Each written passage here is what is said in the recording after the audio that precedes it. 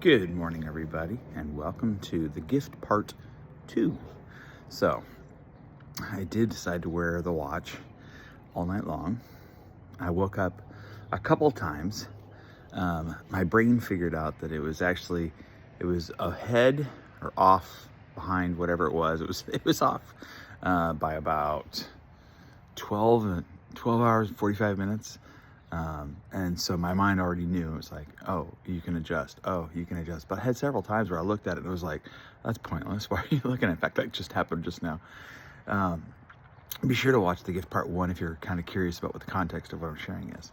Anyway, here's what I noticed throughout the whole day is as I wore it, I actually had several conversations with people about it, just kind of chatting about the idea and why I shared the video and everything.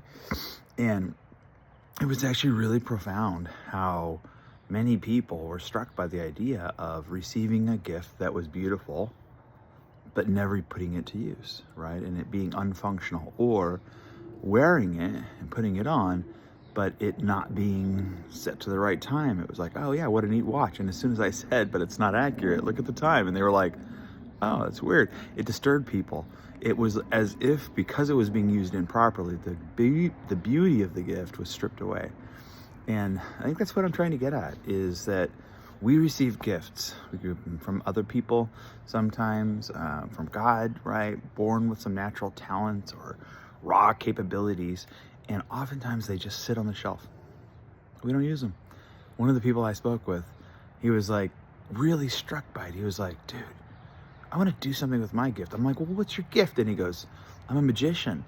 And of course, I was like, all right, cool. And he was like, let me show you a cool trick. And I was like, sure, go for it.